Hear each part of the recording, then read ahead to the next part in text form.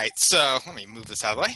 All right, so I'm going to start off with introducing myself. So yes, I'm Brian Earhart, and I'm our technology training advisor. So I do pretty much most of our technology trainings, and so my job got really busy come March when everything in the world kind of went in my direction. So I've been providing a lot of training, not just for our sites, but our school districts, and I'm so excited today to be able to offer trainings for the childcare setting. I know growing up, my mom was actually an in-home childcare provider where we had about 10 people in the house, and I kind of know from that experience how you guys are really the unsung heroes that really there's not much that's ever said about, but without the work that you do, so much other work could never be done, and as well as how far ahead the students are just by being in your setting and from the experience that you guys bring to the table in terms of that. So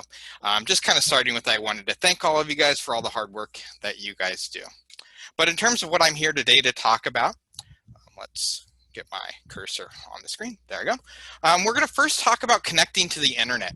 It seems like a really simple skill to be able to connect to the internet, but when you're now asking not just to connect your own devices to the internet, but now you have multiple students in your child care setting that need to be connected to the internet, how can you make sure that you get the best connection possible and have the most successful connection possible? So we'll talk all about that and strategies for being able to be successful there.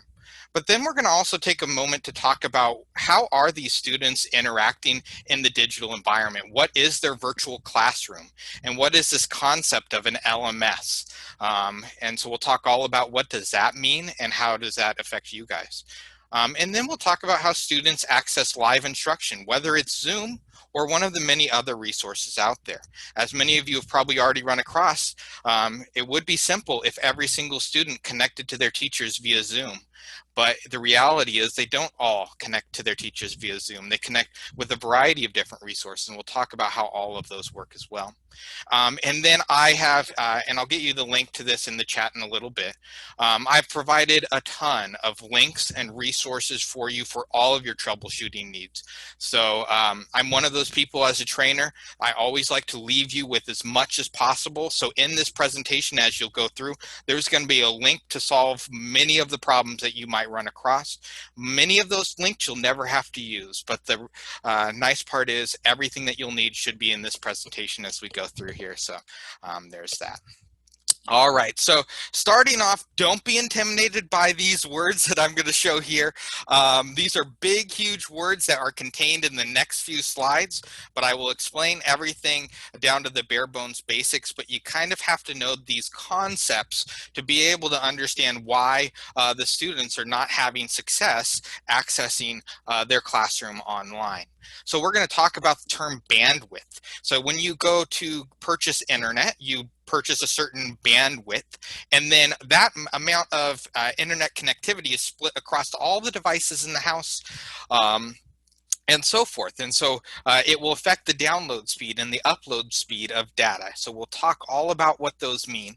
We'll talk about different connections, whether it's connecting with the cable or Wi-Fi and all types of stuff. So it gets a little bit technical. These are the kind of terms you'll run across, but you really don't have to worry about them because I'm going to break it down much simpler than that. All right, so the first term is bandwidth. In a second, I'm going to pull up my web browser and show you guys exactly how you can test your bandwidth on your computer. And this will tell you how much internet speed essentially that you have. And you'll see on the right side an image of that. So let me just pull up my web browser here. And I've already pulled it up to start with, but I just went to the website fast.com.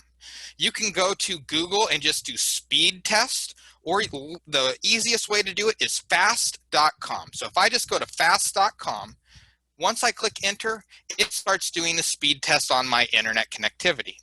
It starts pulling up numbers, saying on the screen, it's looking at about 160, 170 megabytes per second. And that tells me what my internet speed is.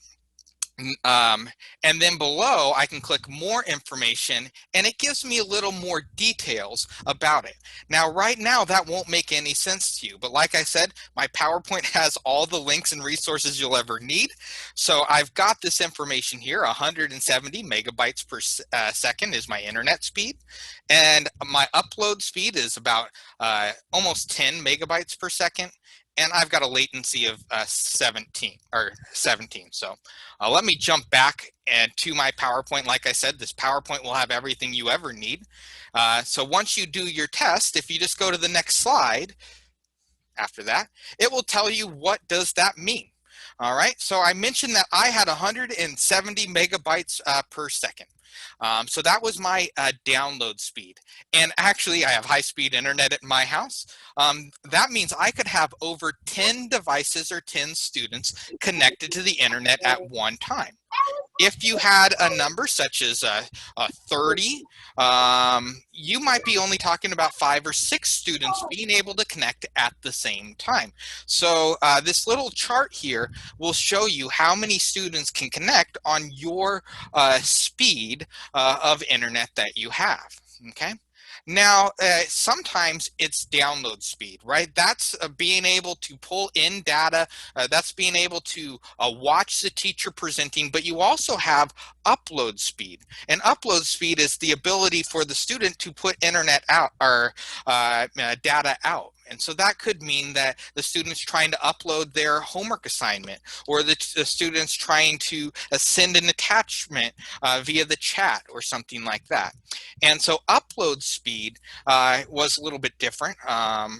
I think mine was like 30. And so mine, again, over 10 students. I've got high-speed internet at home.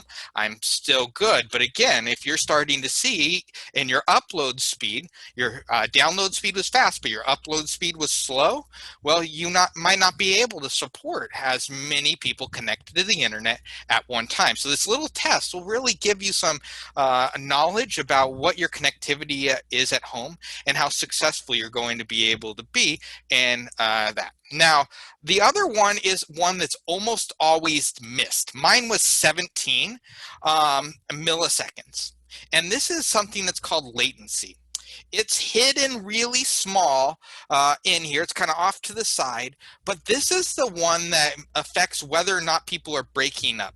So if you've ever been on a video call and people are breaking up and breaking up and breaking up, that's because they have poor latency, which basically means how long does it take to take one little tiny piece of data, send it out to the internet, and then have it come back. That's what latency is, right? So how long does it take to take this little tiny piece of data, send it to where I'm going, say to Google, and then have that piece of data come back to my house? Now, data moves really, really fast, and it's a matter of milliseconds. But this next chart here shows you if it's under 50 milliseconds, you're going to be successful in having video conferencing with no problem whatsoever.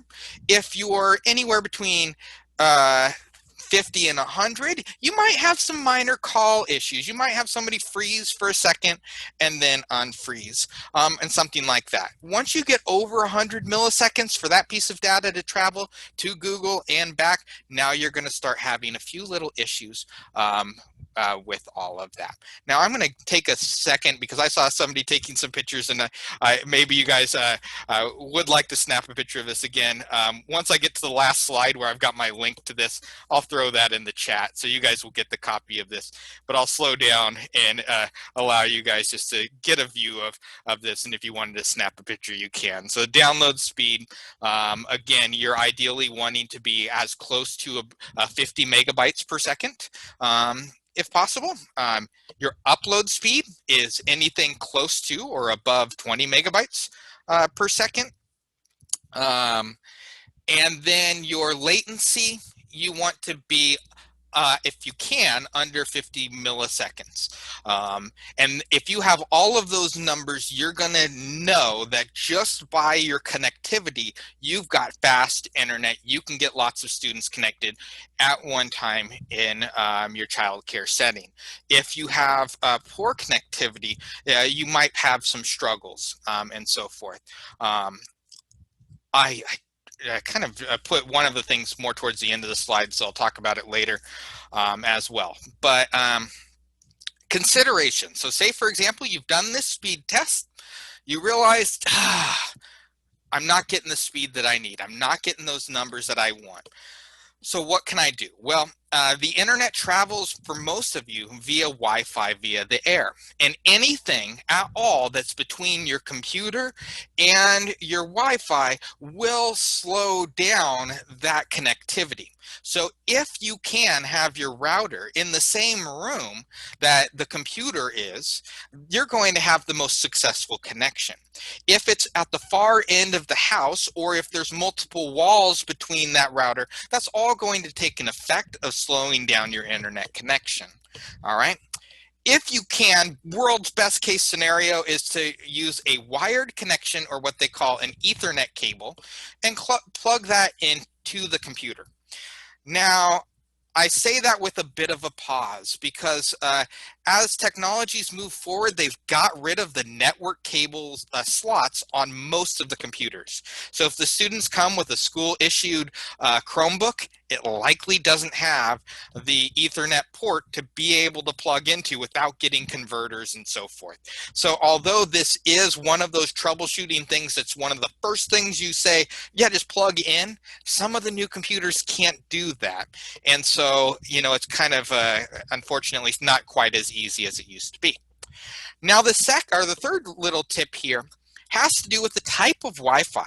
Many of you may know, and many of you may not know, when you try to connect to your internet at home, you may have noticed that you named your router home router, right? Maybe just home. And then next to it, you saw that two homes appeared, one with a 2.4 next to it, and one with the number 5 next to it, and wondered what that meant. Well, it means the gigahertz or power of the Wi-Fi. 2.4 gigahertz means that it's kind of lower power, it's not as high or speed internet, but it will travel farther in the house. So if your router is farther away in the house and you're trying to connect to the 5 gigahertz internet, well, you might want to try connecting the device to the 2.4 gigahertz internet. That has a greater range in the house, but the speed of the connection is slower. So if you can get the router closer and switch to the 5 gigahertz, you're going to have higher performing internet connection. So if you see that on your router, that's what that means. And like I said, if you can get connected to the 5, you're going to have the most success. But if you can't, because of the range that the router is away from your device, then you're going to be talking about connecting to a 2.4 gigahertz router. So again, I'm using some technical terms, but I'm hoping I'm breaking it down to a point where we can understand as well. All right, great.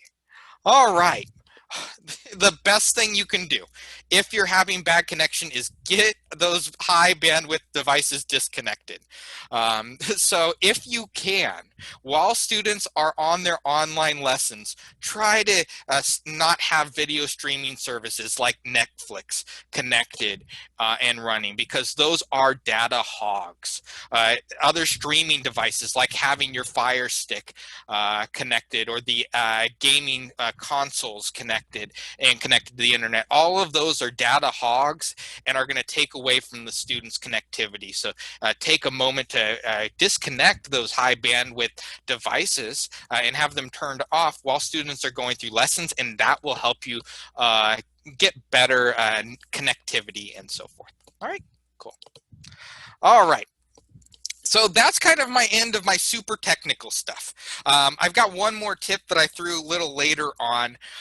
So I promise after this, it gets less technical, a little more education style, but less technical. So all the big fancy words, that should be done at this stage of the presentation. So I hope that you made it through that part, because I know those words can be quite intimidating. All right, so next up, what is an LMS? All right, there's this big fancy word that's popping around all over education. You maybe see it on news articles about education. Depending on your knowledge base with it, you may or may not know what an LMS is. Well, an LMS stands for a Learning Management System, and it's basically the online classroom. It's the portal in which students go to access the announcements for the class materials, the assignments, submit quizzes, look up their progress and their grades. It's all on what's called an LMS. Now, again, I talked a little bit about that with everything would be nice if everything was Zoom. Kind of the same thing exists here, is there's not just one learning management system. All right, on top of having multiple, there's quite a few of them that are available. The ones, let me just pop through them here. Canvas is used by high schools. From the survey that I saw, you guys don't have a ton of that.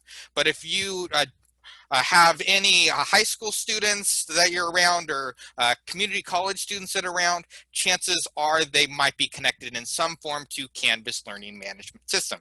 Not you guys, but that's okay. I threw a bunch of links helpful here. As I mentioned, I'm all about giving you resources. So yes, I realize most of you guys don't need them, but I still threw them on there anyway. Tons of links. You guys don't need that one. Schoology, I think it's only Byron School District that's using Schoology. So Schoology is similar to Canvas. It's a full-fledged learning management system. And like I said, mainly just used by Byron. Not going to spend a bunch of time because we're only talking about one small school district, and not probably a lot of you are coming from the Byron area. But again, even though many of you may not need it, I put some links on here. Each one of these links will give you links to support on how to troubleshoot problems that students are having, how to access course materials, how to access grades, how to log in, and how to access different types of resources all within the Schoology system.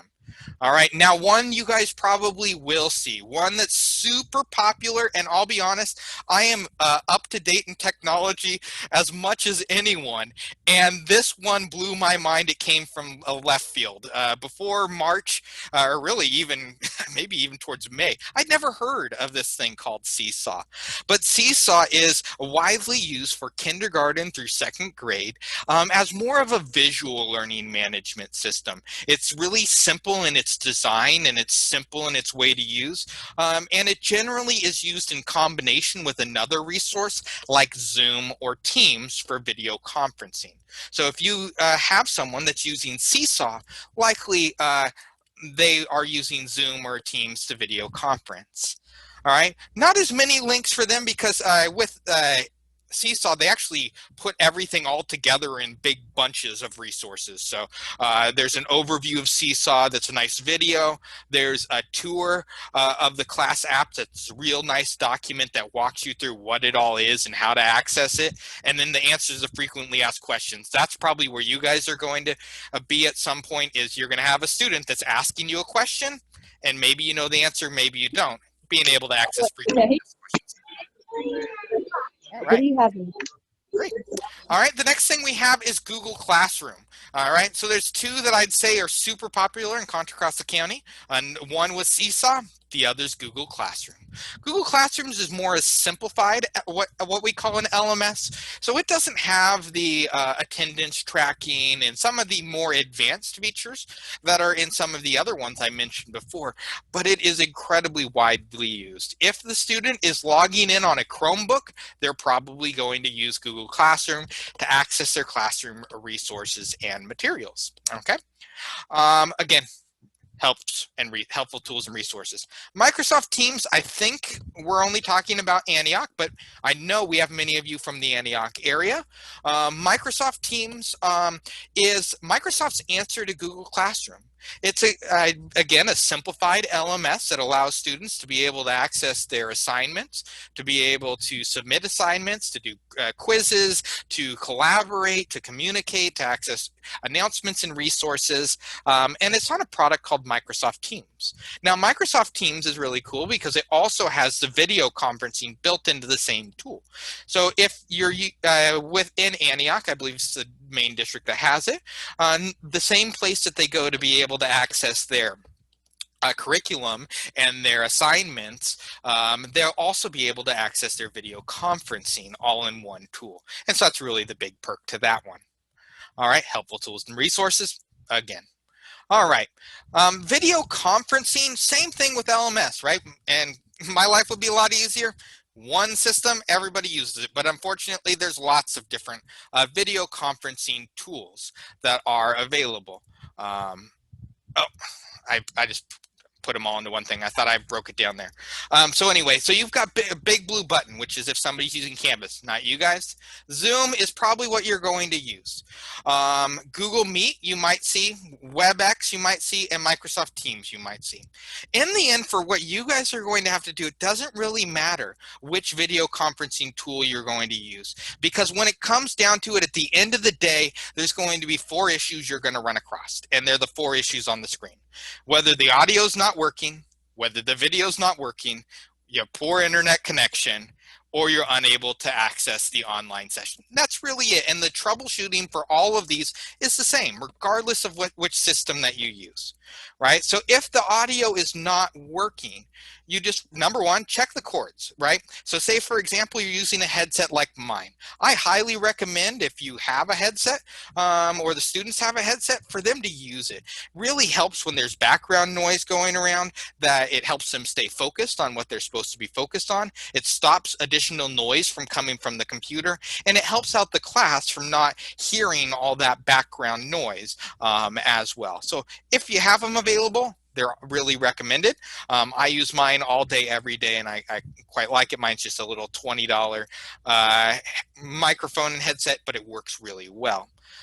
Check the device settings. So inside of Zoom, you've probably seen next to your audio, there's a little arrow for additional options, and that's where the settings are located.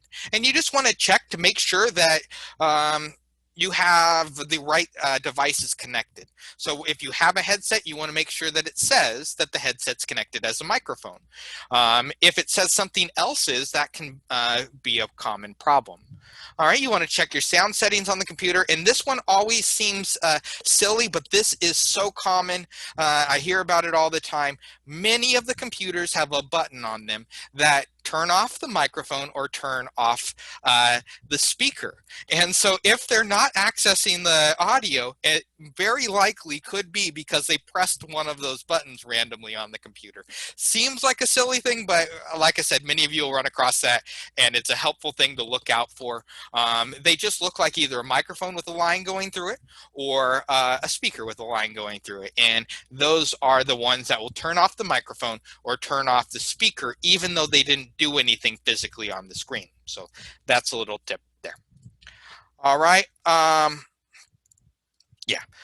Video not working, very similar. The big thing with the video is a lot of your laptops have a little tiny cover. It's a little tiny switch. It's almost impossible to see unless you're really looking.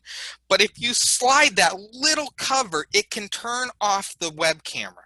And so very often they're saying, I can't see, or my class can't see me. And it's just because they accidentally flipped that little tiny switch. So make sure it's not covered. Make sure there's nothing over the camera. That fixes that. And then you want to check the device settings to make sure that it's connected. But you also want to make sure that no other programs are using the camera. It seems silly, but it does happen. If they're using multiple resources that have the capability of using the camera, it can only be on one at a time. So since I have my camera on in Zoom, I can't go and open up my camera app or another app and have my camera on. So make sure that they don't have their camera on somewhere in the background on some other app or application. Okay, and then check for any updates with the video conferencing apps.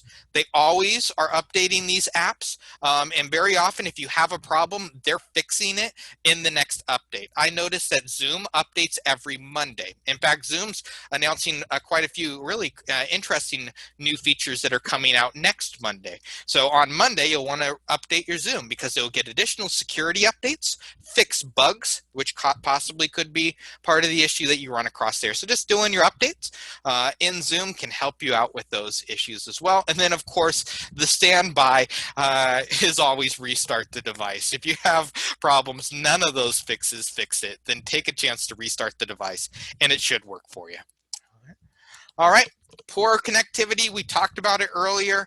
The only things that weren't captured in that were 3 little other tips. And that is, number 1, if a student is having poor connection, have them turn off their own video. We talked about the 2 categories, or it was 3, but we had download and upload speed. And the upload speed was always less than the download speed.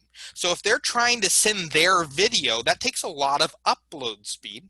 So by turning off their camera, it can increase the performance on the internet. So taking a moment just to turn off the camera can be really helpful in that area.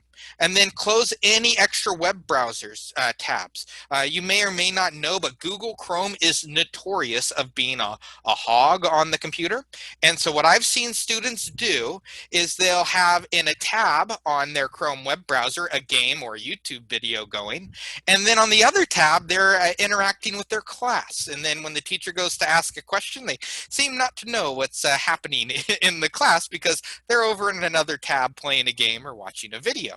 Well, that takes up a lot of data, that slows things down, that causes poor connectivity. So make sure no extra web browser tabs are going or no other applications are going, and that will help along with those other tips we mentioned earlier to improve that poor network connection. All right. All right. Unable to access the online session.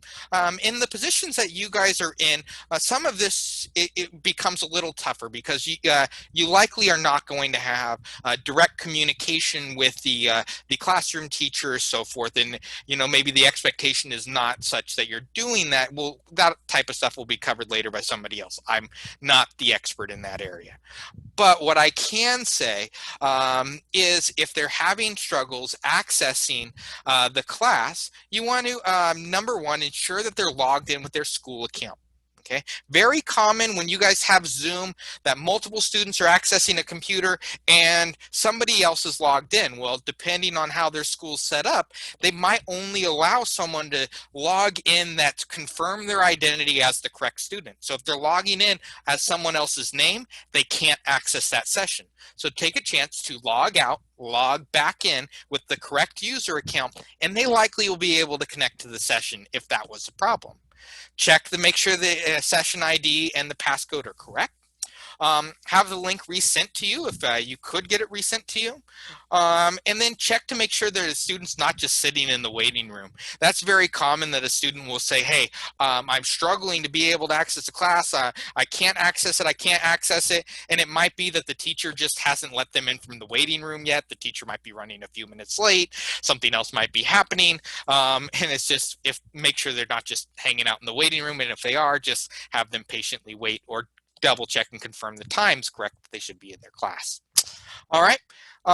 Now, again, I give you guys links. I give links on top of links on top of links. So the final set of links I have here is I went through and I put a link to the distance learning resources for every single one of our districts. So if you guys have a district on this list, which I'm sure you do, their distance learning tips, tricks, and links are all right here. So if you have a student in the Mount Diablo district, if you click on that, well, I can even click on it and show you, it will pull up Mount Diablo's reopening resources and all different types of stuff related to COVID-19. So again, trying to make sure that we give you everything that you possibly could need. Each of the districts' links to their distance learning resources are right there. You don't have to Google them. You don't have to search throughout their websites. I did that work for you. I put them all available on here into one, even an easy to access page as well. All right. Now, I did mention I wanted to get you a link to the presentation, and one of the reasons I was waiting for this is I needed to copy it. So at this point, I am at the end of my presentation. I'm going to take this link here, and I am going to go put that into the chat for you as well. Let me, where's the chat? Can I not see it while I'm screen sharing? More, there's the chat. There's the chat there to everyone. Oh, darn. Even the technology guy sometimes makes a mistake. I need to actually copy the link. copy link. I forgot in Zoom I can't just paste it as a hyperlink. All right, so I put the link to the presentation there in the chat as well, and so that has the link to all of that. Inside of these links here, you'll have a PDF that is instructions on the internet connectivity. So that one was super important early on, and so when I click on that, it will be a PDF that has all of that stuff that was in those slides. One page on the front gives you all the instructions I went over in the first few slides.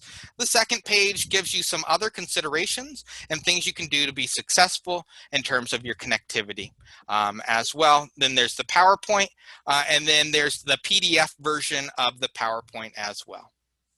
All right, and I think that is what I have to share. So I'll stop my screen share and jump off there. And I think I was close to my 30 minutes. So I hope that I knocked all of that out in the time I had. So I think that's about what I have. And thank you, Brian. Could you give us a real quick, in case somebody doesn't know how to get it out of the chat box, when they go click on that link in the chat box? What would they, obviously it opens it on their screen. What would they do with it then? How do they save it? And I put the wrong link in there anyway. I put the link to the PDF. So let me real quickly problem solve my presentation here right on the fly. 1 second. So let me get the right link and copy. Let me put the correct one in the chat. So the first one I sent there, I put the link to the PDF with the instructions. The second one, that's the correct one. So what they do is they just click on it. It should open up their web browser with a version of PowerPoint online. And then there'll be the option for file. And through file, they can download it onto their computer. If they do not have PowerPoint or a way of viewing a PowerPoint on their computer, if they just go down to the very bottom, out of those 3 links, there was the one that was the PDF version of the presentation, and that one, they can just click on that link and then download that PDF on their computer. Thank you so much, Brian. You had me going there at the beginning. You started out with the tough stuff, and then luckily you eased off, because I was starting to, oh my gosh. But yep. You have broken it down simple enough for me to understand, made it interesting even. And I know the parents out there, besides the providers, will be able to see their own school district and want to go to all those resources. Thank you for giving so much more resources. I think some people don't understand the County Office of Ed is not one school district. It is for all our school districts in our county. Correct. And so by having you all speak, you've just covered it all for us. So I really appreciate that. Maria, I think you're trying to ask a question, right? If you unmute yourself. Oh, okay, now. Thank you. So I have a question for Brian. Yes. There is any way that, because I have 2 kindergarten and 1 TK, and while I have 6 school-age kids in 2 different rooms, there is a way that we can kind of blockage to they touch the keyboard, to they don't log out the Zoom, because when they log out the Zoom because they don't want to keep going, watching the teacher, I had to go back from the beginning, like I put all the email, the password, everything. I don't know of how to do that off the top of my head. That's a really good idea. It's something called kiosk modes that we use for testing and things on Chromebooks. I don't know of that being available to stop them from, logging it out of the Zoom meeting. So because they're 4 years and 5 years old kids. Yeah. They think, sure. Oh, I have a computer, it's a big thing, but they think it's a toy. It's not something that they're learning, they need it. As far as having to retype in the email and password. You can save the email and password when you're logging in. There's a little button you can click. Let me open up my Zoom just to see where it's at. Dave, do you have some information for us on this also? I don't know the technical aspects of like the kiosk control like Brian is talking about. But one thing I would say is like monitor the emotions of that student, because if they're logging out because they're just overloaded and they're done, I'd say it's not the end of the world if they don't like catch part of the teacher lesson, that it's more important to take care of their emotional need. And if it's because they just need a break, give them a break in that moment, and then we can work with them afterwards about building their stamina and their tolerance for being in the Zoom room. That's why we love having social emotionals. I feel that it's part of, because having kids, like in my case, I don't know if all other family daycare providers have the same thing, but in my case, I have TK, kindergarten, first grade, second grade, fourth grade, and they all have different break time. So when one is in break time, oh, I'm done, the other one say, and it's not. They're still on Zoom. So it's like Dave said, it's more like emotional thing that they want to have the 5-minute, 10-minute break. They want to play with the other kids. Yeah. The other kids. Mind if I share my screen real quick? Okay, you know what? And did you see that Marina has written to us too about a Zoom app? It saves the meeting ID. Thank you. Yeah. So Mariana, if you're ever logging into Zoom, you could type in the email address here, the password here, and there's this button down here that says stay signed in. And you want to click on that. I never do that way. I do from the join a meeting. Oh, from the app then. Yeah, from the app. That's the way the teacher told me to do it. Okay. I can try tomorrow, or maybe tonight after we finish, I can go and try and see if it works that way. Okay. Thank you, Karina. Thank you. Thanks for trying. Thank you, Karina. Maria. Any other questions? Technical questions? And you can also ask them at the end. Yeah, I'll stick around till the end. So if you guys have questions Brian. more towards the end, as we go through Dave's as well, I'll be available for questions as well at the end. Okay, thank you, Brian. Yeah. Okay, Dave, we'd love to hear from you. All right. Hi, good evening, everybody. It's awesome to be here, and thank you, Brian. That was amazing. It was so much information and so helpful. I'm just going to take a big deep breath because that was a ton of information. So let's just all process that for a second. Whew. All right, I'm going to go ahead and share my screen. Hopefully this works. There we go.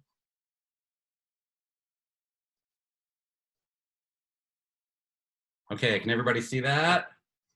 And now I just have to go and put it into present mode. We're not seeing it, Dave. You're not seeing it. Okay. No. How about now? Now we are. Oh, okay. Oh, great. I still have this up here. That's better.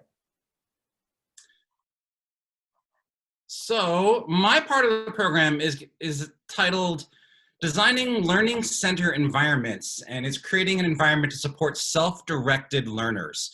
So before I dive into that, first, I really just want to honor all of you for being here tonight. It really, I think, shows your dedication for your own learning and for really wanting to create the best possible experience for the students and the families and the kids that you serve. And I understand that working with school-age children for a lot of you is really new. And whether you're here because it's an opportunity for you to expand your business, or if it's because you know, I know you develop really close relationships with the families that you serve, and you want to serve the needs of those families, to care for the brothers and sisters of the little ones that you care for, or both.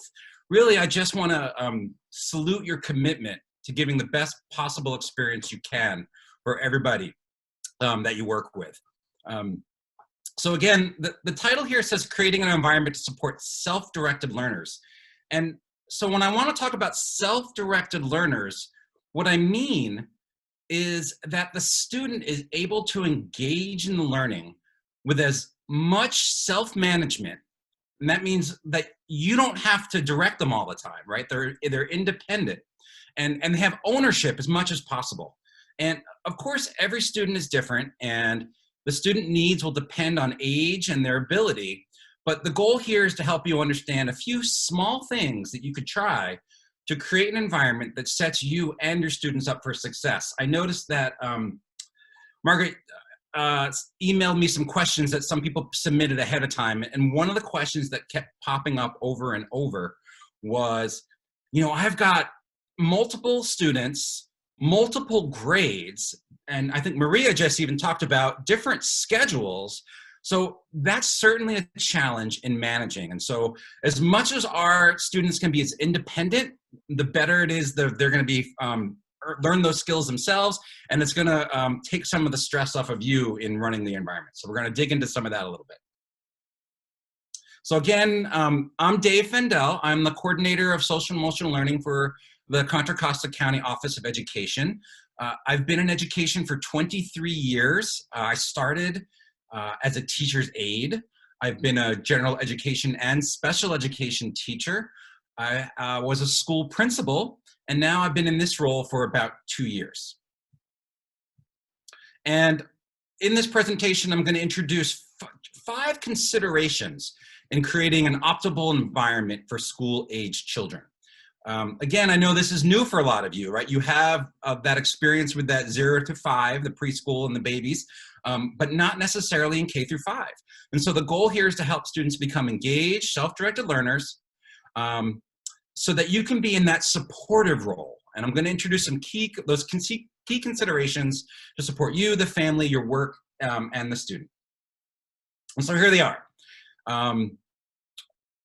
When thinking about setting your learn environment, we know that the environment is so much more than just the physical space, right? The environment encompasses everything from the workspace to how you set your schedule, to how we communicate, to how we create structures to support emotional needs.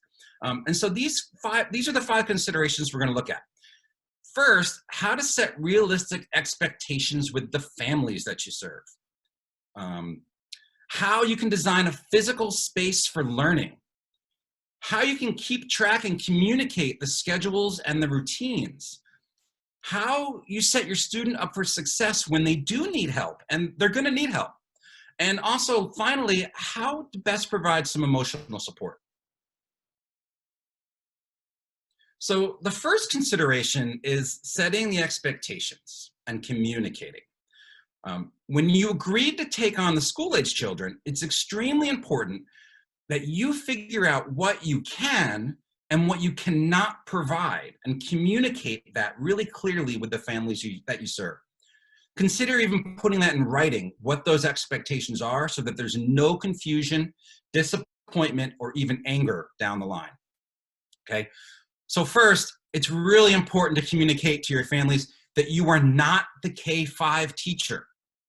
You have expertise, you definitely have expertise in early childhood education, but it is not the same as K-12. And this is so important that I've listed it twice, right? You want to stress what you can provide, and there's a lot of things that you can provide. For instance, you can provide an environment for the student to work. You can provide positive emotional support. You can provide snacks. You can help provide structure.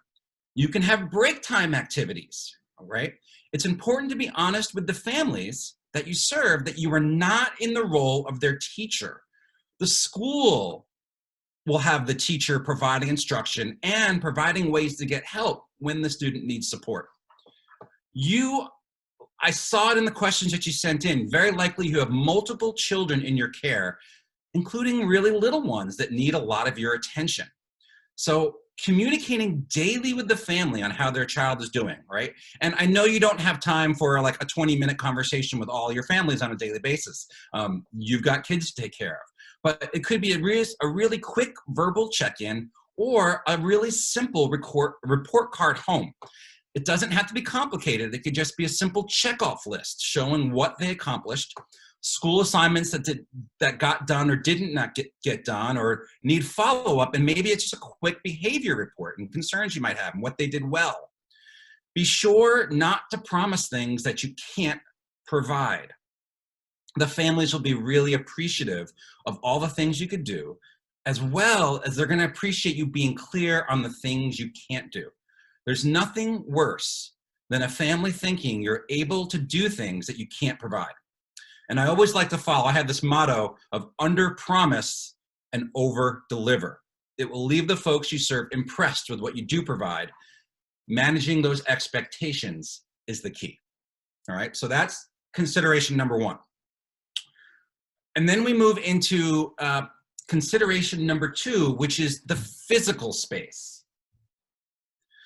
So I put a picture up here of a typical classroom. And so just take a moment and look at some of the things that you notice about the physical space.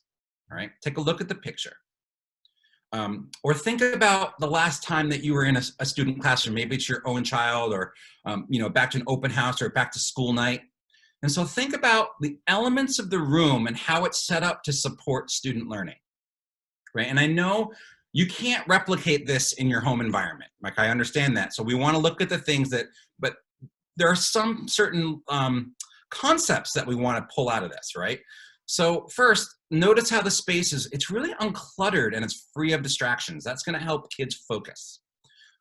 Materials that students will need are really in easy reach of their seat, right? And this is something that hopefully you can try to set up at the workspace that the kids are doing when they're doing their schoolwork. The walls are covered with student work and artifacts from their past lessons, right? Is there something you can post near where they work of things that they've done? Maybe it's artwork, or maybe a math assignment they did really well on. And then we're going to get more into this later, but visual schedules, and often near a clock, so that the learners can keep track of where they are in their day. Okay, a word about materials here. When I was a kid, I was a pretty disorganized kid when I was in elementary school. And I remember going through this routine on a daily basis with my parents, like not being able to find materials, or after school, I'd come home and I'd be at the kitchen table working on my homework, and I'd sit down and within a minute, I'd break my pencil. And then it would take me 30 minutes looking for a new pencil to write with. And my parents would get frustrated and I would get frustrated, and the afternoon would just crumble. And so think about what your students might need in order to get through a learning period. And if you have those materials are nearby and available. So have things like pens or pencils readily available. So if they break one, they've got a backup one right there ready to go. Or paper and steady supply right nearby, so they're not scrounging around looking for things. And that might also cause a distraction for other students in the room. Okay, and so reflect, everybody just take a minute right now and think about the space that you're currently working in. And thinking about, first of all, what's working? And if something's not working, what adjustments could you consider making? Asking yourself, how does this physical space give the child the message that it's a workspace? Because it can be hard for our brains to switch onto a school mode when there's comforts from home, right nearby. So if there's toys right nearby, it's going to be really hard, especially for those kindergartners, to focus on a class lesson if there's toys sitting right next to them, all right? So we want the space to be comfortable and to support learning, but it's not so comfortable that our students are going to get distracted with toys or nap time bed space or other things that might be home comforts in the home. And so that's going to bring us to the next consideration, which is schedules and routines. And again, this is even more important when you have multiple kids potentially on different schedules. And so the schedules and routines are going to be critically important. You want to prep your kids for what's coming next. Maria, you asked that question about that, TK or K, and they see other students that are going to their break. One of my suggestions for that would be take some time at the beginning to review the schedule with all the students and reminding them that other students have different schedules and showing them visually where they have their breaks so that they know that a break is going to be coming up. And so if they see other kids going to break, you know, you can reduce that anxiety about, oh, they're on break, but I'm not on break. I want to go have my break. I have a time, a calendar like you showing here with a picture of the child, and what is the time for lunch. I put some food, a picture of a food. Perfect, right? So they know, but it's hard, especially, you know, I have a kindergarten who is, he have a speech class, and he don't have a speech class the same day at the same time every day. So it's it's kind of hard to do a deal. Tuesdays and Thursdays from 1 to 2. A kindergarten from 1 to 2 is already tired. It's ready for a nap. Yeah. So I'm getting better after the 5 weeks. I'm getting better, I tell you.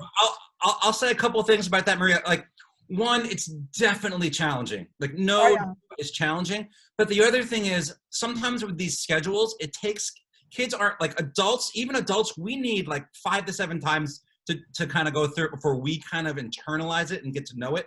Kids might need 20 or 25 times before they start. So it's that constant with a smile and a good attitude and like redirecting them. It's going to be constant. And they're, over time, the goal is for them to get better and better and better at it. This is hard for kids. It's really hard for kids. And they're going to make mistakes, and we're going to make mistakes. And that's part of this process. And I think if we go into it kind of expecting that we're not going to be perfect and our students and our kids aren't going to be perfect, hopefully that will give us a lens to look at it through, in this mind frame, that over time we want to see improvement, right? And so, and like, I get it, because I've been in the classroom. I've had 25 kids in the classroom, and it can very definitely be stressful. But routines are so vitally important, right? And so, like, think about this, like adults, right? We have routines every day. Like, I every day start with a cup of coffee and I read the newspaper, and that's my morning ritual, right? And I end the day. Do you start your day in a certain way? Do you end the day in a certain way? And so having those schedules and routines provides that structure and predictability and really a sense of safety. And like I said, it's true of students of all ages and adults. If we're not worried about what is going to be coming next, if we know what's coming next or what needs to get done, we're really much better able to focus on the task at hand and more likely to engage. We can emotionally and physically prepare for what's coming. And so those schedules and routines, they can reduce behavior problems. They're not going to eliminate them. You're like, especially with your TK and Kers, right? Like, this is all new to them too. And so there's going to be some behavior problems, but it can reduce those behavior problems and definitely reduce power struggles. Because you can always kind of just point back to the schedule, right? It's not a battle between you and me, but it's just like, hey, this is the schedule. This is what we're doing today. Each of your kids is going to have a different schedule, right? And so, and their like you, great point too, Maria. They might not have the same schedule day to day, and so that's where if you have like Velcro that you can move things around, little icons you can move things around to put it in order, or even put things. My own kid, I have a 4th grader at home, and so I have a whiteboard in his room right by his desk, and every morning I meet with him and we write his schedule down on the whiteboard, because it's not, Monday is not the same as Tuesday, and Tuesday is sometimes different than Wednesday. And so different ways that we can adjust that, and then going over that with him on a daily basis. That would be my recommendation. And so we're going to talk a little bit about schedules and routines. They're often used interchangeably, but think of it this way. Schedules are really that big picture, the main activities to complete it daily. And the routines are the steps done to complete the schedule. So your student is most likely have some time within this during the day that will be with a teacher, like Brian was talking about before, or other school employee, where they have to be online, they have to be on that Zoom meeting. And these times are fixed. And what we call those synchronous, right? Because it's in sync with the teacher. They're also going to have assignments that are going to be asynchronous. And those might include a video to watch or a project to work on.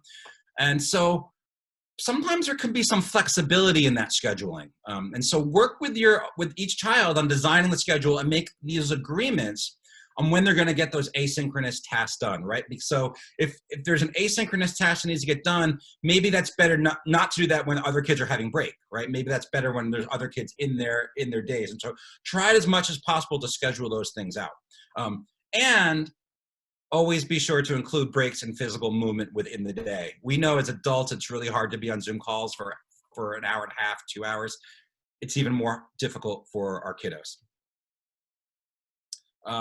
So planning, right? So try to have that scheduled time with a child where you can, I know you might have multiple kids in your care. And so these conversations need to be short, like 2 minutes or less.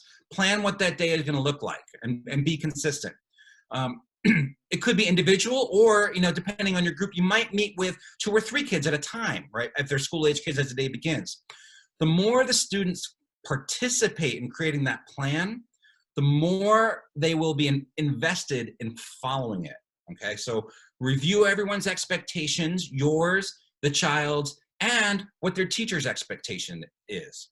And you might also want to check in with it, like plan ahead a little bit too. Try to think ahead. What part of the day might be hard for them? And you can try to develop some strategies or solutions together. The more you're able to predict where those pitfalls might happen, the better they're going to be equipped to handle them with minimal help when they do, all right? Because that's one of the things, your guys are really busy in your settings. So, and we're going to get to getting help in a minute too. So you're going to review that procedure for how they're going to get help and develop. This is really important. Develop a list of choices that they can have when they complete their work or when they have break times that are agreeable to both of you, right? So they're gonna be on screens for a lot of the school day, so try to come up with like non-screen time choices. So maybe it's Legos, or if you're outside space, jumping rope, or shooting a basketball, or drawing, or something that they like, and having some choice in what they get to do in those times.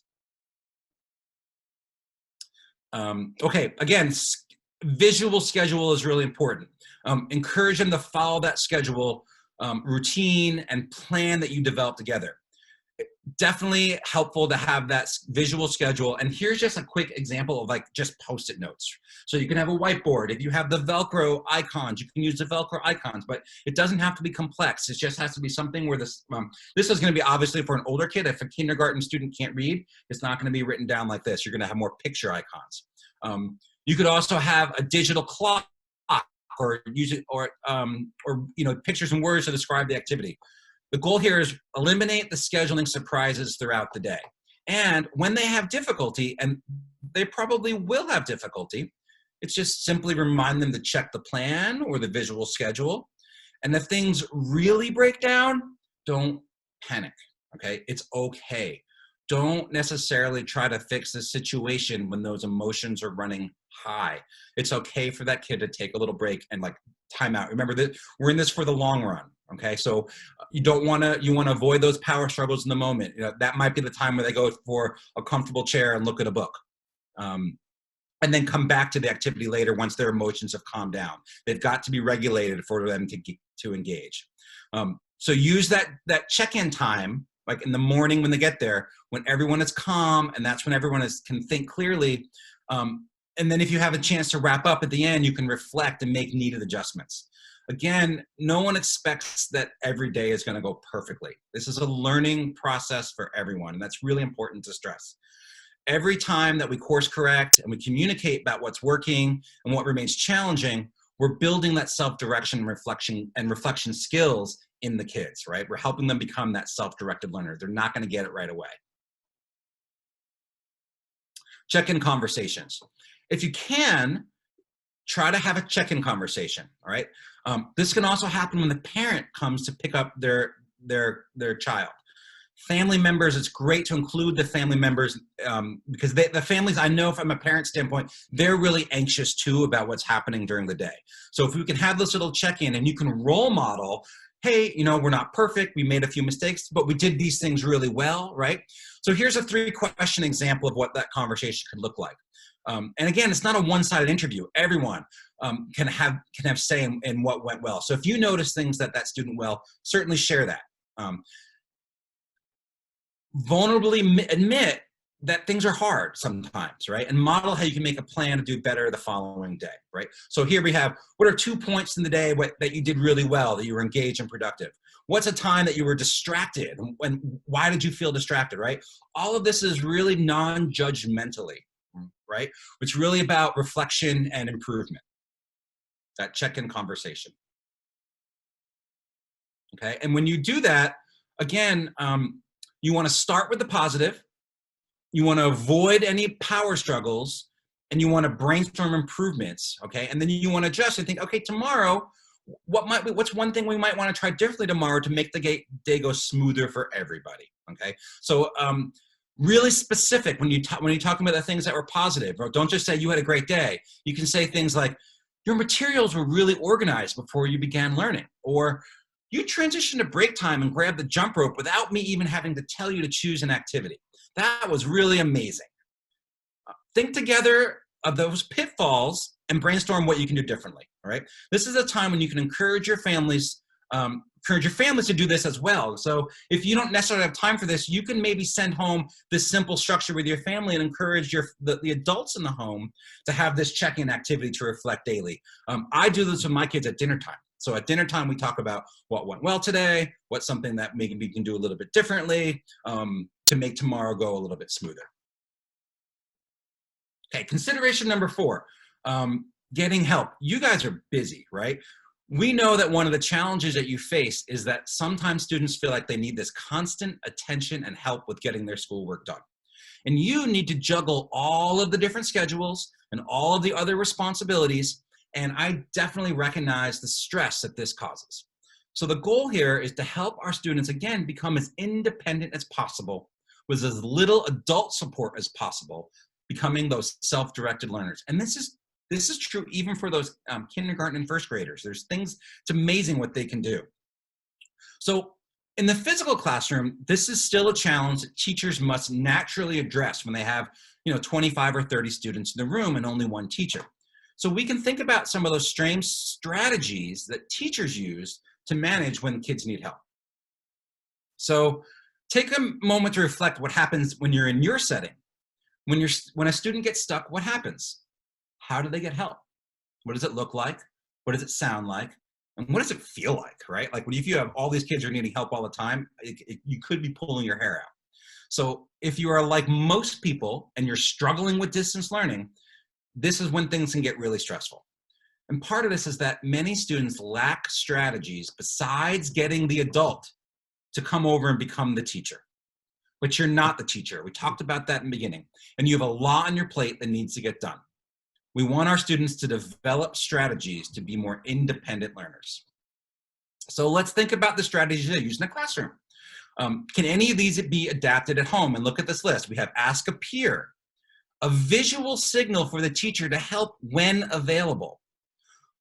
Alternate activities are ready until help arrives. That could be as simple as like a quiet reading book or a puzzle.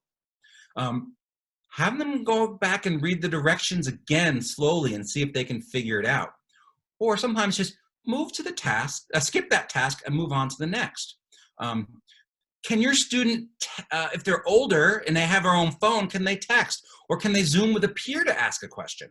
And then that visual signal, it might even just be like a slip of paper, like a green slip of paper that they slip out and put on the table, and that indicates that they need help, or a way they can raise a flag. When I was a teacher, I had a whiteboard in my classroom, and students would just get up and write their name on the whiteboard. And they knew that I wasn't always available in the moment, but if their name was on the board, they knew that I was gonna come around and get to them when I could. It helped them de-stress because they knew I would come. It helped me to de-stress because I didn't have 6 kids asking me for help all at the same time. And then again, like developing those alternative activities that they agreed upon that they can move to another assignment until they can get help. Those are all the skills to help them like not be demanding of your intention in the moment, every moment, because that's one of the things that's really, really difficult. Okay, and then finally, the last consideration is providing emotional support. And so when we think about creating a learning environment, it is essential to the greatest extent possible that students feel safe, they feel understood, and they feel cared for. That's the number one job.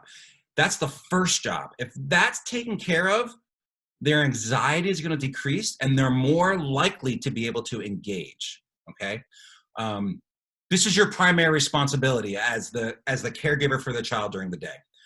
Expecting our children to learn from home without a trained K-5 teacher present in the room when you and maybe if you have another adult in the house are busy and there's other children requiring attention, in a word, almost impossible. Let's acknowledge that this is not the ideal situation and understand that we're all doing the best that we can, all right? It's okay for us to have hard days, and it's okay for us to make mistakes. It's okay for the kids to have hard days, and it's okay for them to make mistakes. We want to be kind to ourselves and our kids. It will help our relationships with them, and will help them to be in a place where they're able to learn and be productive. So here are some tips for providing emotional support to our kids during this time. Acknowledge that this isn't an ideal situation. It's okay to say that. Remind them that this is hopefully once in a lifetime occurrence and we're gonna get through it together. Encourage the students to express how they're feeling. And then acknowledge that feeling without judgment. If a kid is frustrated, it's okay to say, I know you're frustrated. I know this is really hard. Don't try to convince them that they're not feeling frustrated. All right, kids want to be heard. So if they're feeling down, validate that feeling and don't immediately try to turn the feeling around. All right, they want to be heard. Then make space for some fun time. Sometimes, regardless of how distance learning is going, it's important to remember that work and school are only one part of the day right now. It's important to be able to have variety, to have joy, and to be able to connect outside of Zoom calls and those synchronous and asynchronous work assignments. If you are experiencing difficulty with a student, communicate it with the family, right? They should be able to reach out to the school. The school has lots of resources and programs for them to access. So that's one of the big things schools are really, really focusing on right now is social and emotional supports. And so you have to communicate with the family so the family knows that they can where to go out and reach out for those sources of support. So in wrapping up, right, let's just acknowledge that these really are unprecedented times. And again, I want to really honor everybody here tonight. You're here to learn. You're taking on challenges that you didn't expect a year ago. And this is new for you too. So this distance learning model, it is challenging. It's challenging for the students, it's challenging for the families, and it's challenging for all of us. In a world where, sometimes it feels like we have so little control over how our days are spent, one thing that we can control and we can experiment is how we create the learning environments for our students. Do your best to not think about environments in terms of correct or incorrect answers. Rather, think of it as a journey, right? This is a journey where we're attempting to communicate and continuously improve the environment in which our student learns and grows. And that's it. So I think we're gonna have time for some questions now. So I'm gonna stop my screen share. If I can figure out how to do that. There we go, stop share. All right. Wow, Dave, that was wonderful. I can tell by the participants still here that you had them mesmerized and listening. You spoke, you understand child development, you understand young children, older children, and I really appreciate you being so respectful of the tough job they have. Both of you. Brian, you didn't tell me before you had family in the profession. So we got Susan, you got us the right presenters. Thank you. Okay, we can open it up for questions now. Some people have been putting in some suggestions along the way, but if you unmute yourself, you could ask a question of Dave or Brian. Or if you also, let's take the questions first, and then we will ask you to share some of your good experiences and good ideas if you'd like also. But let's get to the questions first. I'll give you a few minutes to think about it and have time to read. While they're thinking of questions and putting them in the chat box, I'm going to put Brian on the spot because I did this in PowerPoint, and I usually work in Google Slides. Brian, if I email you my PowerPoint presentation, will you figure out a way to link to it, and then you could share it with other folks? I think I actually already did email it. Yeah, I was going to say, you already emailed it to me. In the beginning, I was like, oh! I will do that. It'll take me a minute, but I will do that. I appreciate that. Yep, no problem.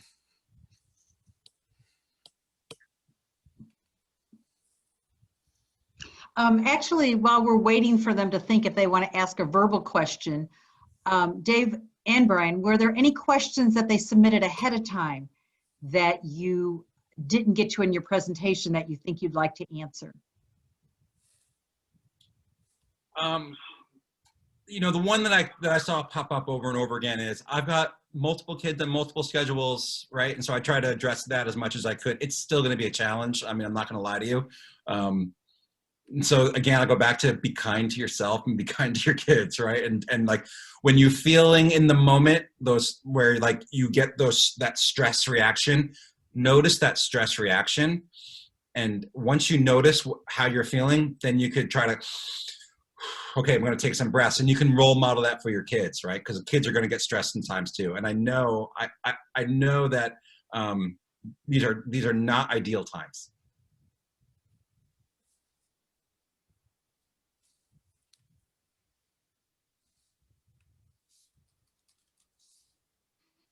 Actually, Dave or Brian, do you mind sending me that PowerPoint as well?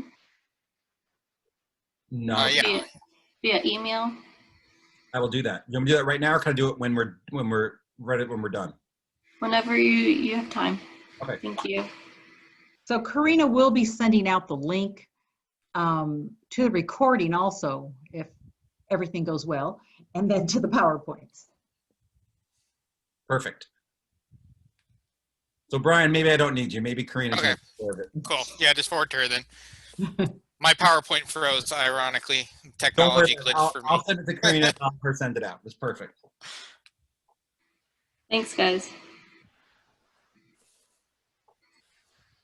So Karina, can people unmute themselves if they want to ask a question? Yeah, so people should be able to unmute themselves and talk. I do see that setting's been turned on. So if you have any questions, go ahead, hit that unmute button and ask away. I have a question. I know that this has come up in preparation for this training. Are hotspots readily available for all students at school districts? And should our ECE teachers be asking of their parents to seek out hotspots from their districts?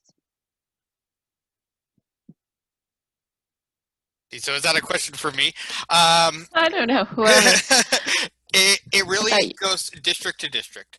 At this point, it is tough to get hotspots. I know as a county office, we just got a good supply of them from Verizon. Unfortunately, today, as we were trying to set up like 50 or 70 of them, none of them actually worked. So we have a box of, or multiple boxes, about 50 to 70 of them that are not fully functioning at the moment. And so that's kind of the point where all of the districts are at. Some districts may have some available, and some districts may not. So I don't have a great answer for you what they should do, but I can speak a little bit to what the availability looks like. One thing I'll just add to that, I know Brian, you put in great links earlier to all the districts. So I would definitely recommend checking that link to the district where you have a student. And the other thing that I would say is all of the districts do have tech support available for families. And so I'm going to assume that that applies to childcare providers as well, if those kids are in your care during their school day. And so if you're having a trouble like getting online or having some sort of technical difficulties with that learning management system, it would be I would definitely recommend like having that phone number handy so that you can call the tech support, or whoever it is the district is getting tech support to do that as well. In the questions we asked ahead of time when they registered, we asked about if they have the materials and supplies they need. And I would say 3/4 of them said parents were supplying them with what they needed for distance learning. So I think most of the parents know that they could turn to their school district, but not all the providers know that they could ask the parents for more support with technical. But we would really like, you know, put it in the chat box. What kinds of things do you think you need? That's the type of thing that our county is interested in. How can we support? The school districts all got the message about supporting families. They didn't all get the message about supporting providers, the place where the children are actually sitting during the day. So if you put in our chat box what kinds of things you think you might need to be successful with distance learning. Thank you. I did see one that came into the chat. I believe Kathy asked about a suggestion for a good headset for kids. Unfortunately, I don't have a brand or make specifically for it. We did have one that was a headset but didn't have a microphone. So that's not the ideal situation. So unfortunately, I don't have a specific model to suggest. So I don't have a good answer for you. Sorry, Kathy.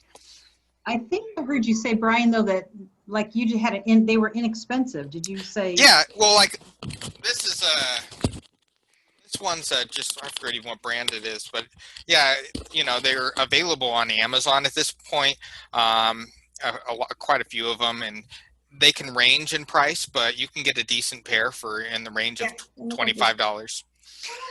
But in terms of one that's great for kids, that's kind of where I have a little tie up. This one's really meant for, you know, more adults, but they make more durable ones. I just don't have a make and model.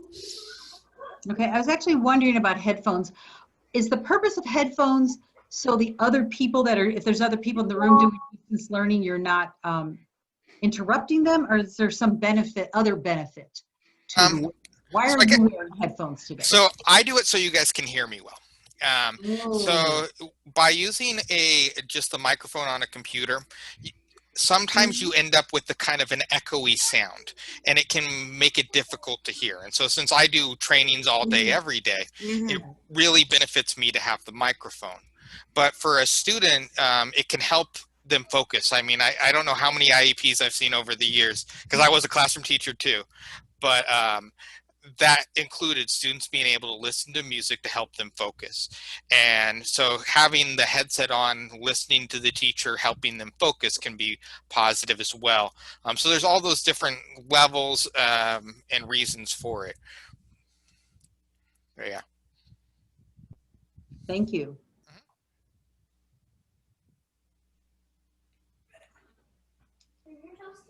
Get off of me. What the heck? Sharing resources in the chat too. That's going on as we speak. I love it. I'm just following on all these great tips and tricks that people are sharing out. So it's really great.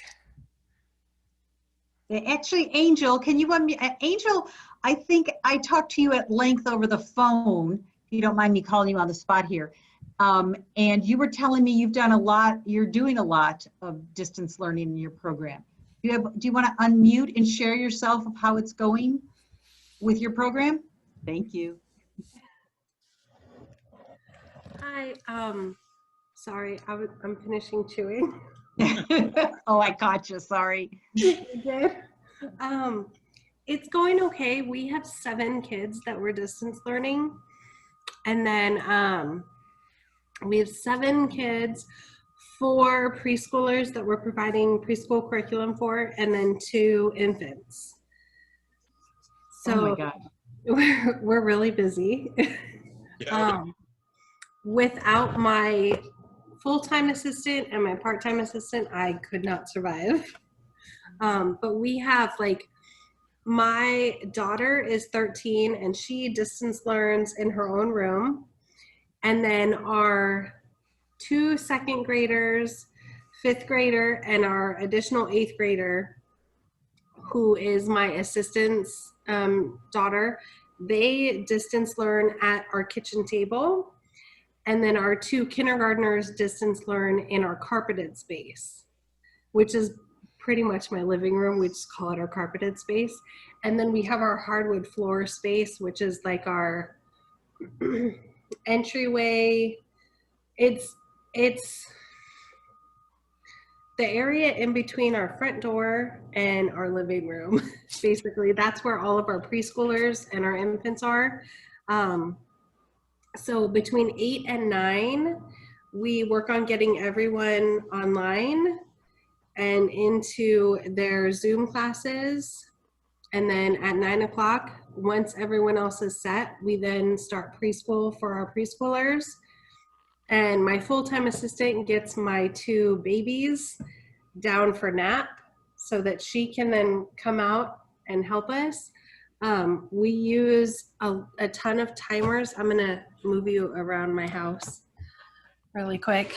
Good idea. So I Amazoned these timers. Hold on. In the dark. Okay. In the dark, I'm sorry. So we Amazoned these timers that we then labeled for all of our children. Right there. So we know like when they go on break, we set their timers, or if they do like Seesaw or Lexia, or what's the third app that they do? There's 3 different apps that they do, but when they do the apps, we set those apps so that we know how long they're going to be on there. And then, sorry, that's my 13-year-old. I will try to flip. I'm trying to, sorry. I was gonna try and flip my camera, but I can't figure out how. So this is our entry. This is where they come in, and then our preschool space is here. And then obviously my 13-year-old's in my living room, so we're not gonna go there right now. But they all start in our hardwood floor, and then as we can transition them to their classes, we get them in the different spaces for their classes. When we can go outside, which we haven't been outside in like a week and a half because of air quality, my 2 assistants are outside with them while I'm inside distance learning the rest of the kids and keeping them on schedule. And we've been really lucky. We've been able to get everyone wrapped up by like 12:30, so we can then have lunch and then kind of roll into nap time.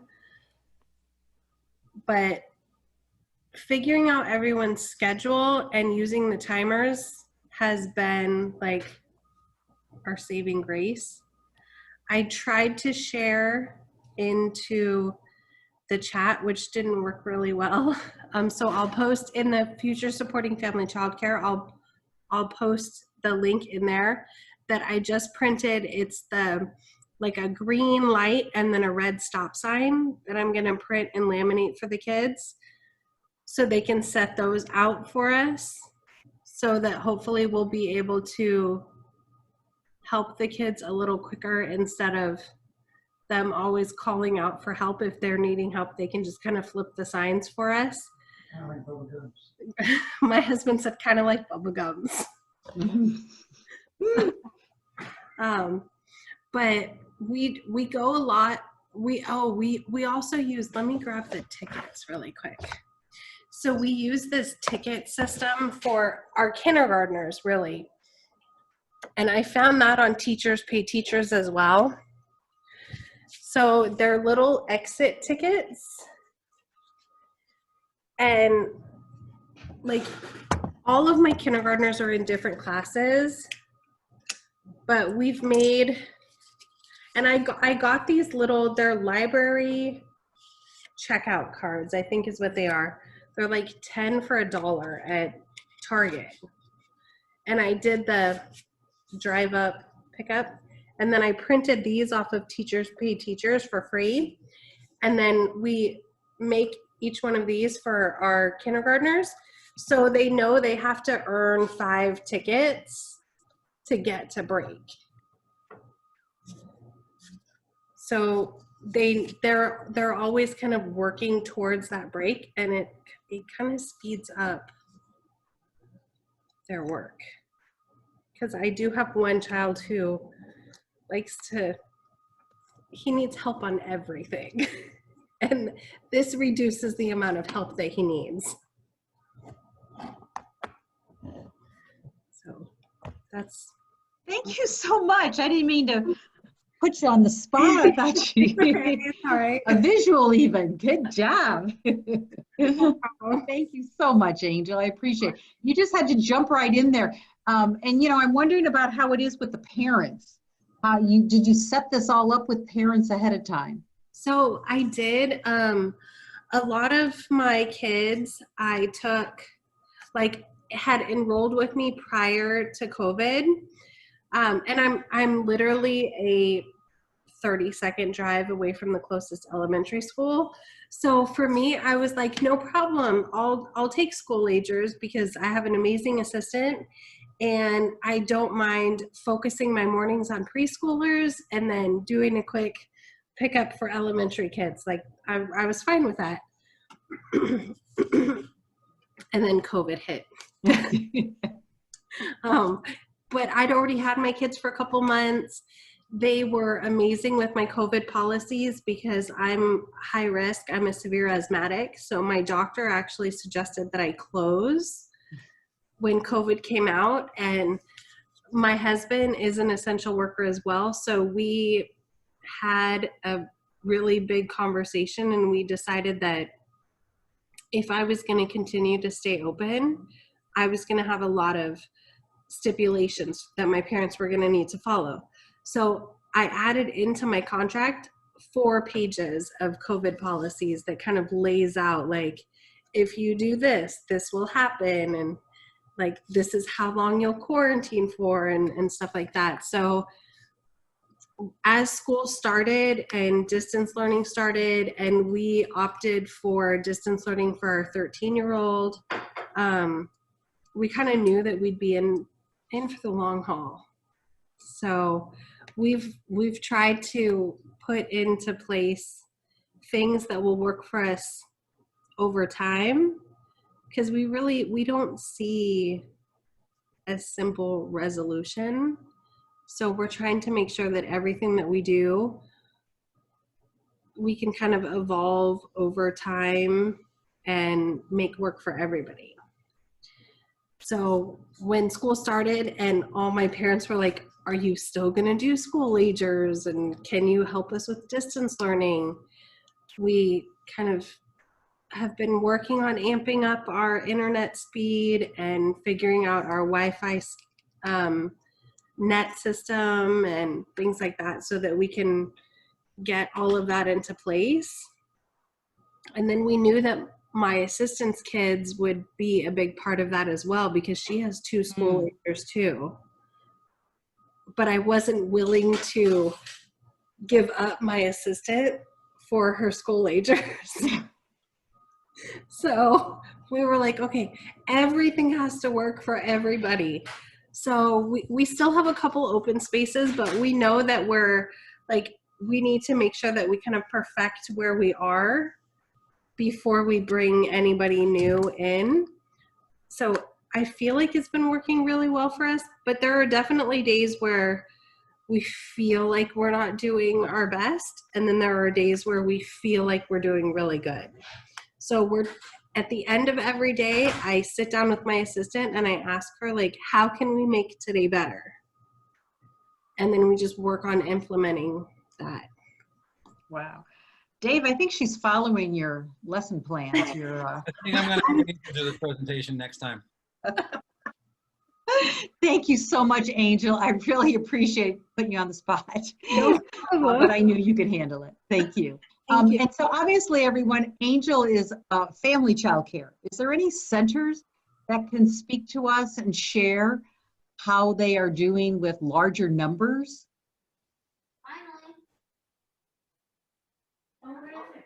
Yes. Somebody talking? Maria? No? Let's see. Who's talking? Can you tell, Karina? No. Maybe somebody just talking in the background. No centers want to tell us how they're doing?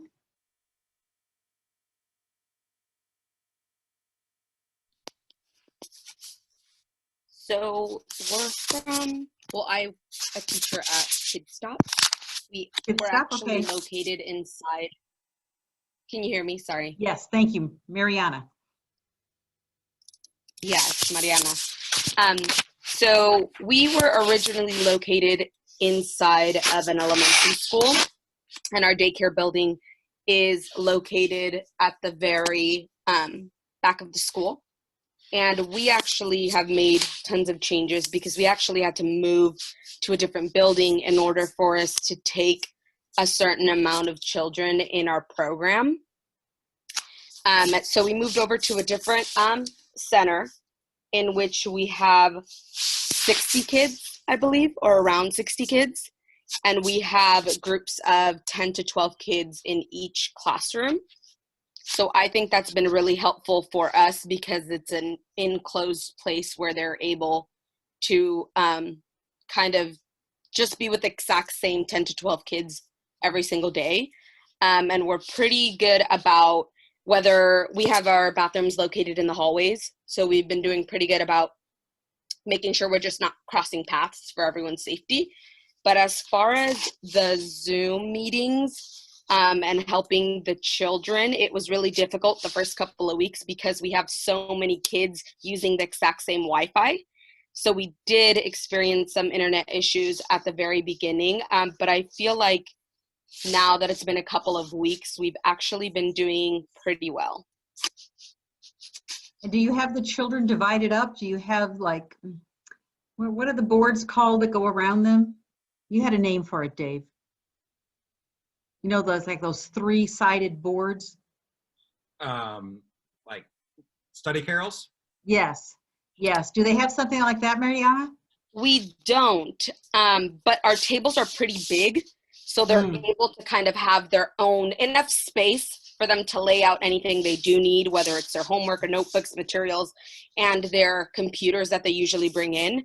And then we have an outlet attached to the end of each table against the wall so that they're able to charge their computers. But what I've done with my room, I'm not exactly sure what the other teachers have done, was to make it easier for me during their Zoom meetings is because we have children from different schools, I've tried to place most of the children that have the same teacher or same school in the same table.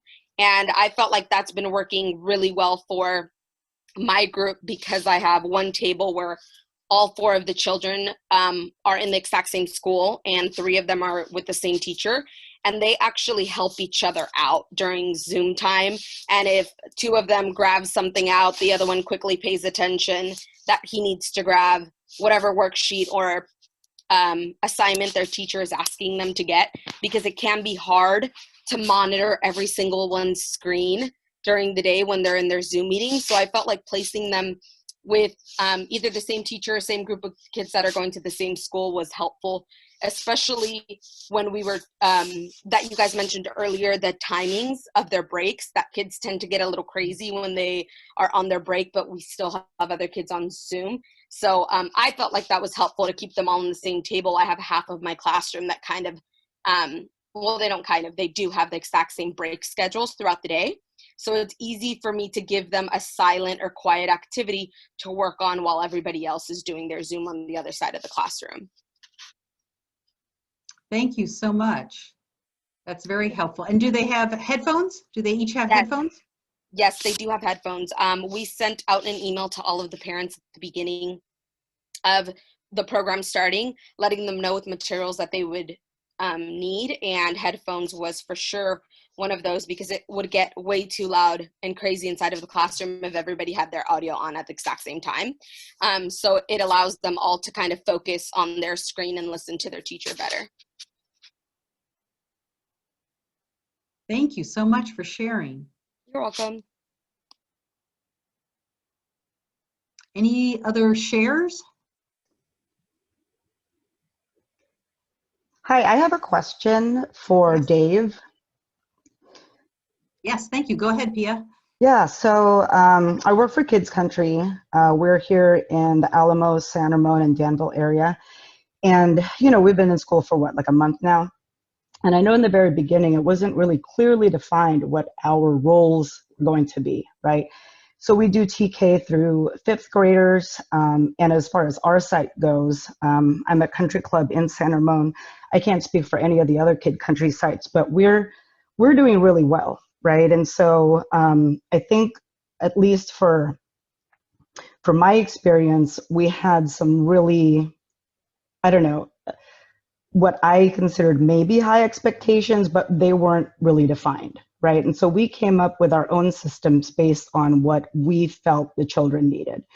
But now, a month into it, I think that the expectations perhaps from some parents and actually their teachers at school may be a little more than what we can really offer or sustain, right? And so, you know, when you were talking about telling them what we can offer and not, you know, we're not the teachers, blah, blah, blah, blah, et cetera. I think, what kind of advice can you give us then to be able to set those boundaries now that we're a month in and maybe, you know, people are expecting way too much than what we are able to, you know, deliver and sustain.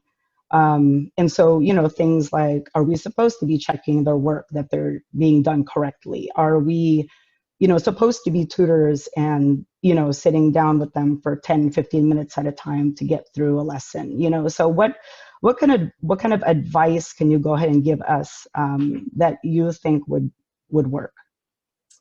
That's an amazing question. I think that, it feels like what I hear you saying is that you're doing some reflecting and feeling like maybe you've, that families or others have expectations on your program that aren't realistic in your view, and are too much. And so I think that that's where you've got to be really honest with the people you serve and say, hey, these are, and again, like I would start with the things that you can provide so that you're focusing on, look at all what we're doing, but then just be really clear on, like, you know, this is what I can't do and here's why, right? And you know, reminding them of, you know, we have this many students, we have this many staff, we've got this many grade levels we're dealing with, we've got this number of teachers, and it's just not possible. So here are the things that but then also give them alternatives, because I think behind all that is anxiety on the parents' part that their kids are keeping up, or there's anxiety on the parents' part, you know, that they're not there to support their kid, and so they want to make sure their kid is taken care of. And so like reminding them of, if your kid is struggling, here are the ways that they can get help, here are the ways they can get the resources that they need. And that might be, I know a lot of schools are doing, you know, setting up an individual Zoom time with the teacher, like outside of the synchronous, the time zone, right? So a lot of schools are offering things like that. And so there's the school is providing those things, because there's lots of kids in the community who are home with a parent or an adult at home, but they're working from home. So, but they're home, but they're struggling with this same thing of not being able to support their student all the time, and the anxiety that brings. And so really leveraging those other community supports that are there, but being really clear, this is what we can do. Like, these are all things we can do, but I can't sit with your student for 30 minutes and go over their homework with them because I've got 10 kids in here. Right. And I don't have that capacity. Yeah, I think one of the challenges too that, you know, we're kind of running into is getting buy-in from the parents themselves and having them be engaged in their educational process, right, for their own kids. And so, you know, I'm sure it's very, you know, it's a lot of relief for them to have their child go to a really safe environment where we're engaged and helping them out as much as we can. But it's almost like some may seem like they're kind of washing their hands of their own responsibility, right? And so it's really difficult because we try to do as much as we can. But if we're asking for their support to do what they need to do on their end, right, when the children get home, it's really hard, I guess, to get buy-in from that as well. So do you have any advice when it comes to handling that situation? I mean, my advice would be to, as a group, like send communication out, and not, because if you do that to an individual parent, they're going to immediately probably be on the defensive. Right.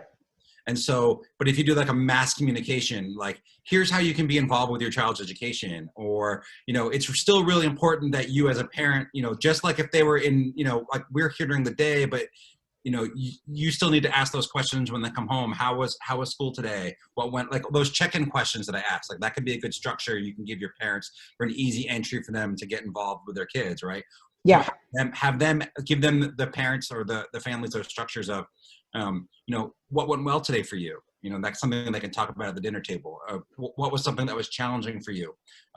You know, and invite parents to participate in that process. And then the other thing I would say, I know, especially in like that San Ramon, Alamo community, sometimes there are some parents who are really, it's okay. Like, here's a big secret. Like, it's okay for kids to struggle. Like, that's how they develop coping skills. And so, and it's really hard. I mean, I'm a parent of 2 kids too, and I hate watching my kids struggle. And I have to remind myself, it's okay that he's like struggling. It's okay that he's breaking down in tears even, right? Like you're there to support them. But that's part of the process of them developing their own coping skills, right? We're filled with all these kids who are going off to college these days who get to their freshman year of college and like don't know how to tie their shoe because like their parents have done everything for them up to this point. Or anytime they get the first bit of adversity, like they crumble because they haven't been allowed to struggle when they're younger. And that's part of that art of like the emotional support of parenting, is like letting your kids struggle and being there to support them. And so, like, I don't know, I'm sort of rambling on now, I think, but giving, like, sending some clear communications about, you know, maybe you want to pull something from a child development in an article or something about it's okay for your kids to struggle, and like reminding parents about that and some of those structures of how they can support their kids when they're struggling without doing things for them or solving all their problems for them. Great, thank you so much. Thank you, Pia. Maria, did you want to ask a question or share? Yeah, I want to kind of, I don't know how to ask. I think this is what will be for Dave. So out of the 6 kids, I have 4 are in a bilingual program, Spanish, English. The parent put them in the bilingual because parents don't know English, but the kids are not interested in learning Spanish. So every time that they have the Spanish Zoom meeting, they laying down in the ground, on the floor, they stretch it. So I have been talking with the teacher. Well, the parent has to give a permission to the teacher talk to me, some whole thing. But so I have been talking with the teacher, getting better, but still the kids don't want to focus on Spanish. How I can talk to the kids and also to the parents, because it's kind of hard. English is my second language. I have 4 kids as my own. They're all adult. Being an American, I put my kids to learn English. I said they will learn Spanish in the way home. But parents look, the parents that take care of the kids, they look different way. They wanted the kids to learn Spanish because they want to understand what they're learning, not focus on English. So I have been giving the parents the homework in Spanish, but I noticed they don't do it with the kids. So I ended up helping with English, helping with the Spanish. I get stuck in there from 8 to 4 o'clock in the afternoon doing both languages. Kind of, I don't know how to talk to the parents. That's the part. I understand what you say. We are not teachers. But the kids have been with me, some of the family have been with me for 8, 9, 10 years. Yeah. So kind of we are family to them. Yeah. So Maria can do everything. That's what they think. To the point that the kids the point the kids know I cook the night before for the next day. So I have been making homemade chicken nuggets for the last 2 weeks, at least twice a week. Things like that, that they know I can do it, and I never say no. And I know I need to learn to say no, but yeah, I know. I took college classes, and that's what the teacher says. So how I can talk to the parent, I have been talking to the children. I explained that my own kids know Spanish and English, and they know my kids. But when they got into the Zoom is the crash with teachers. And they have been really nice, the teachers. I mean, a couple things. First, I heard you say that things are getting better. So let's focus on that, right? yeah, This is a learning process. And like I said, like kids are going to make mistakes, adults are going to make mistakes, but what we want to see is over time, we want to see some growth. And so I'm going to pick that out, that you are seeing some growth. It's not as, I also hear you saying it's not as fast as you want it to be. And it's frustrating, is the other thing I hear you saying. So, that's a tough conversation, and you like leverage your relationship with the family. It's great that they think all of these wonderful things, but it's okay to say to them, hey, I'm struggling and I need your support, right? We need to be a team, right? The parents at home and me here, we need to be a team so that the kid sees us as a team. And then, maybe work with the parents on maybe a little reward system. Maybe this kiddo needs to, if you can make it through, 20 minutes of your Zoom, then you could have something special with a parent at home when you get home, and I'll report to your parents. So that's make that homeschool connection. okay. And so that way you can draw the parents in and and do that. But so I would say, like, to sum up that up, right? There's improvement. So let's keep our eye on that. Having that hard, I think the family will appreciate that you're being honest with them. Sometimes those hard conversations, the hardest thing about those hard conversations is just beginning it, right? So once you kind of like muster up that courage and talk to that family and say, I'm struggling during this Spanish time with the Spanish Zoom and I need your support. What can we do? How can we plan together? That would be my suggestion. Okay, thank you. You're welcome. Thank you, Dave, for finding the positive. Isn't that good? Isn't he an early childhood person? He starts out with the positive point. Yes. Yes, thank you so much. Okay, we need to wrap this up, and I want to check in with County Office of Ed staff and see Lynn, Susan, do you have anything else that you'd like to say as we wrap up? Okay. I just want to thank everybody for attending, and thank you, the presenters and all the participants, and have a great night. Thank you so much. So I have to say, this is what good came out of this, is Cocoa Kids and the County Office of Ed working more closely together. I didn't know we had such potential speakers there that knew how to speak to the childcare field. So I appreciate learning that. Yes, Maria? Margaret, this is for you and for Cocoa Kids. Thank you for offering the evening time, because the first meeting was at 1 o'clock. I have everybody on Zoom and I forgot. So thank you for offering a night time. Thank you. I know for the County Office of Ed staff, for Brian and Dave, Susan, she's used to it. Probably Lynn's used to it too. But to be here at night, to make yourselves available at night, thank you so much. Thank you. Childcare field. Thank you. Thank you, Debbie and Brian. Dedicated people. They work all day with children and then they turn on a Zoom at night to learn how to do an even better job. So we really thank you. Hi, Laquita. How are you? So I really appreciate you taking the time. You can always write to Karina or to Kim. Kim keeps sending out e-blasts to let everybody know when future classes and workshops are coming up. And Dave and Brian, we got your name and number now, and we're going to hold on to it. So Susan, thank you for bringing us together. Anybody else? Okay, you'll be hearing from us. Thank you all. Good night. Thank you. Good night.